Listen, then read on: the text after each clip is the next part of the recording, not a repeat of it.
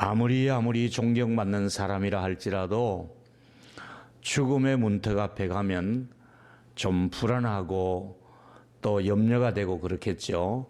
또 아무리 지혜로운 사람이라도 또 많은 통장에 예금이 준비되어 있다 할지라도 죽음 앞에서는 그것이 속수무책이 되지요. 오늘은 누구나 죽고 싶지 않지만은 피할 수 없는 것이 죽음입니다. 죽음을 싫어합니다. 그래서 죽을 사자를 싫어하고 어떤 것은 사청이라는 거 F청이라고 얘기를 할 정도로 이 죽음을 기피하는 것이 사실입니다만은 우리는 죽음을 맞이하지 않으면 안 되는 것이 또 죽음입니다. 여러분, 오늘 다윗이 죽음을 앞에 놓고 무슨 생각을 하고 있는지, 또 다윗이 죽음을 앞에 놓고 어떤 반응을 보이고 있는지를 살펴보겠습니다. 열왕기상 2장 1절과 3절이 다윗이 죽음을 앞에 둔 그의 모습을 잘 보여주고 있습니다. 분명히 말하죠. 다윗이 죽을 날이 임박하매 그의 아들 솔로몬에게 명령하여 이르되, 일명 다윗의 유언이라고 합니다. 뭐라고 유언을 합니까? 2절에 보니까 내가 이 세상 모든 사람의 가는 길로 가게 되었노니 너는 힘써 대장부가 되라. 내가 세상 사람들이 가는 길로 나도 갈 수밖에 없다. 너는 남자답게 대장부답게 이 세상을 살았으면 좋겠다. 그러면서 이런 부탁을 하지요. 내 하나님 여호와의 명령을 지켜 그 길로 행하여 그 법률과 계명과 율례와 증거를 모세의 율법에 기록된 대로 지키라. 그렇게만 하면 네가 무엇을 하든지 어디로 가든지 형통하게 되리라 하는 아버지로서 아들에게 유언을 하고 있는 내용입니다. 자신이 이제 얼마 남지 않았다는 것을 다윗은 이미 알고 있습니다. 그래서 세상을 떠나기 전에 우리 자녀들에게 미리 유언장을 써놓든지 아니면 유언을 하는 것이 좋습니다. 다윗이 그렇게 했습니다. 다윗은 죽음을 맞이하는 자세가 아주 담대합니다. 그리고 아주 편안함으로 죽음을 맞이하고 있습니다. 다윗은 죽음의 그림을 미리 그려 놓았습니다. 내가 죽은 다음에 이렇게 될 것이다 하고 미리 기록을 해놨습니다. 그게 바로 시편 23편 6절이지요.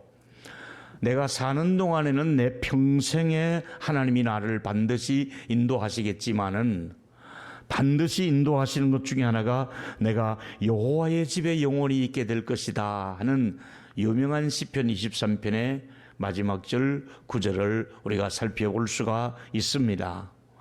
다윗은 죽음의 날을 사라져가는 날로 생각하는 것이 아니라 죽음의 날을 행복한 날로 맞이하고 있더라 이 말이지요.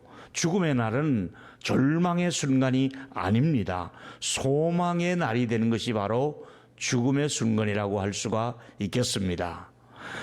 자, 우리보다 먼저 인생을 살았던 사도 요한이 밤모섬에 귀향 가서 그가 혼자 있을 때에 그가 주의 날에 기도를 하고 싶어서 새벽에 일어나 기도를 하게 됩니다. 그런데 그에게 하나님께서 환상을 보이시며 천국을 잠깐 보여주었습니다. 요한이 본 천국에 보니까 이런 모습입니다. 계시록 21장 10절에 보니까 성령으로 나를 데리고 크고 높은 산으로 올라가 성령께서 사도 요한의 몸을 높은 곳으로 올리셨습니다. 그래서 이제 내려다보게 하는데 보니까 하늘에서 내려오는 거룩한 성 예루살렘을 보니 예루살렘 거룩한 성이 사도 요한의 눈앞에 보이는 것입니다. 어떤 모습입니까? 11절에 보니까 하나님의 영광이 있어 그 성에 빛이 지극히 귀한 보석 같고 벽옥과 수정 같더라. 여러분, 요한이 본 천국은 깜짝 놀랄 정도로 전 성곽이다. 성문이 성 전체가 보석으로 꾸몄는데 요한이 잘 알지도 못하는 보석, 우리가 평소에 만져보지도 못하고 구경도 못한 보석으로 온 성을 꾸며놓았다는 겁니다. 넋을 잃을 정도로 그 보석으로 된 성을 바라보면서 이야, 인간의 언어로는 도저히 다 쓸 수가 없을 정도로 아름다움을 본 것이지요. 그렇다면 여러분, 이 세상에 너무 우리가 미련을 가질 필요가 없는 것은 이 세상이 아무리 편리하고 화려해 보여도 아무리 맛있는 음식이 있고 좋은 것들이 있다 하더라도 이거하고는 비교할 수 없는 천국이 우리 앞에 기다리고 있다 이 말입니다.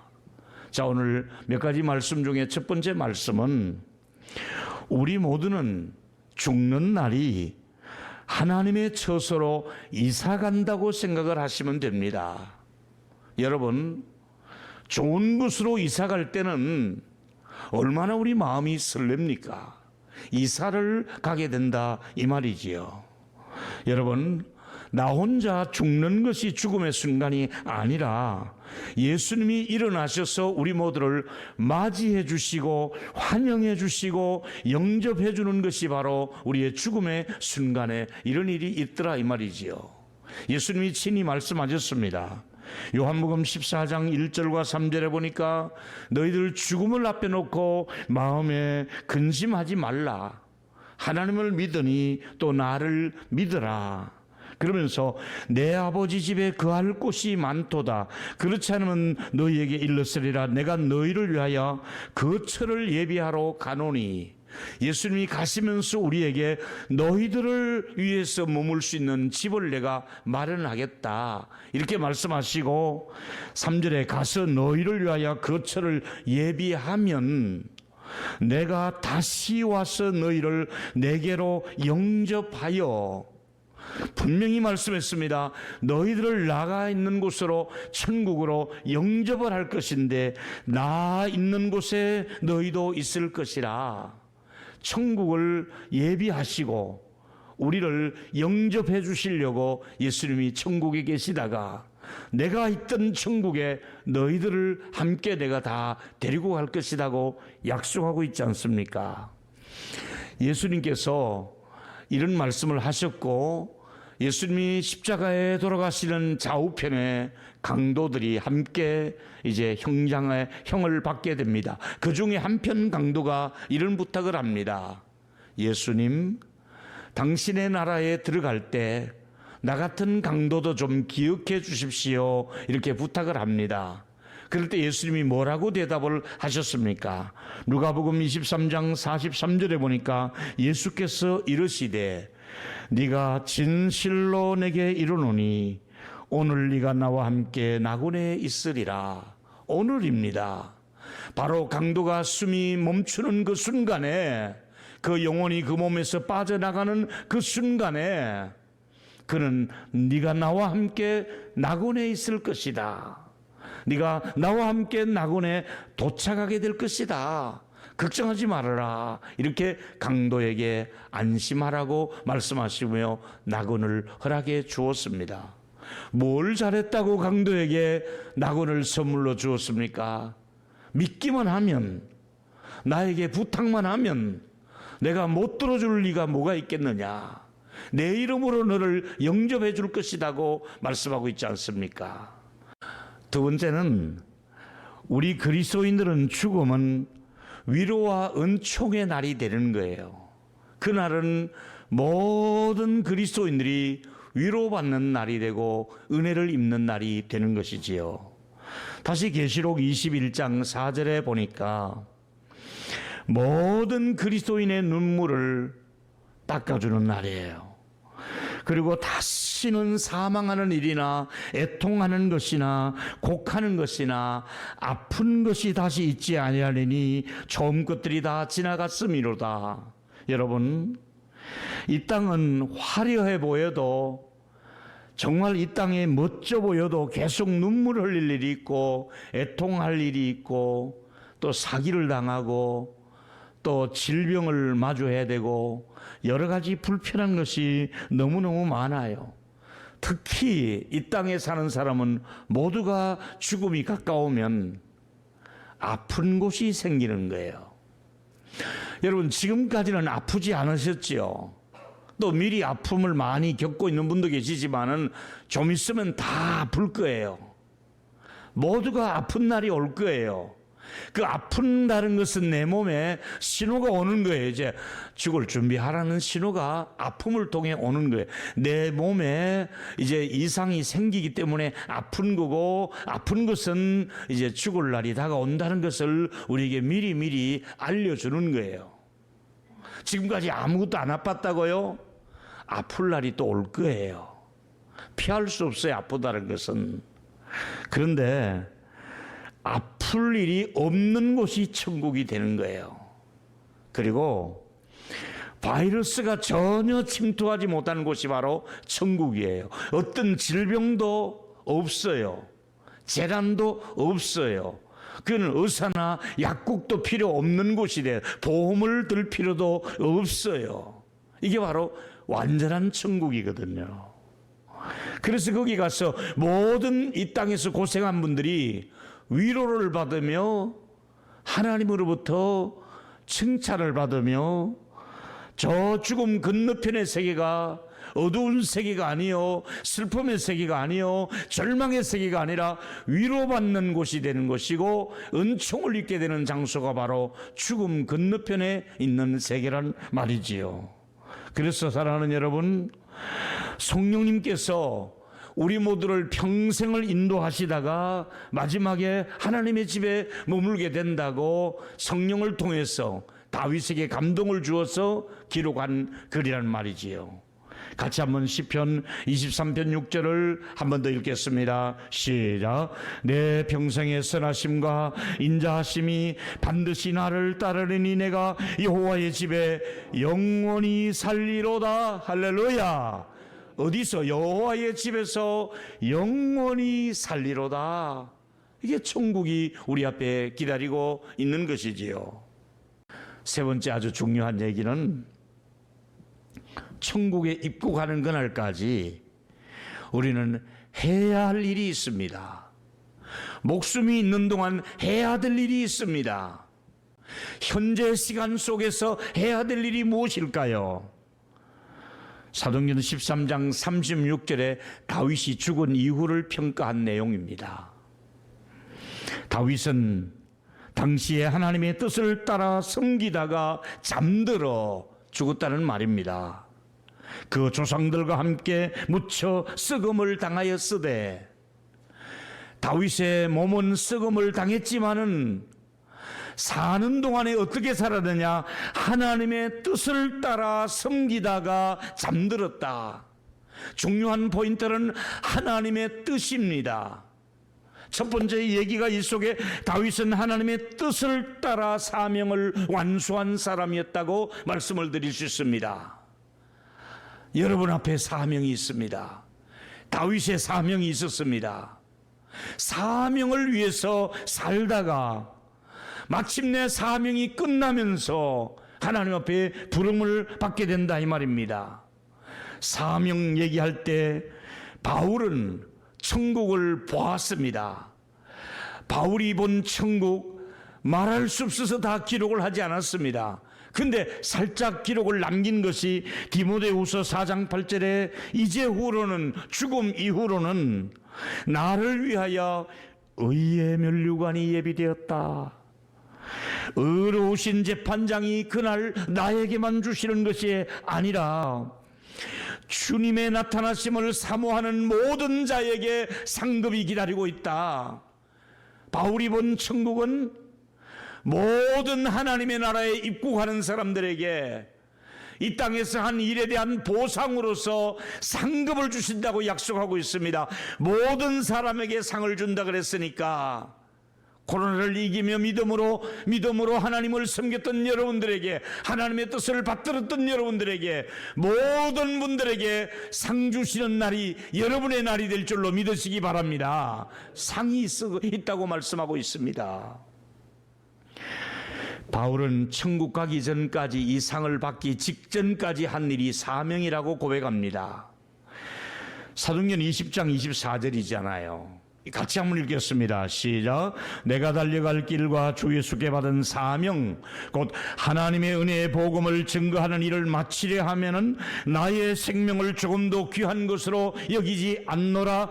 주께서 받은 사명이 무엇입니까? 복음을 전하는 일이라는 거예요. 복음이 무엇입니까?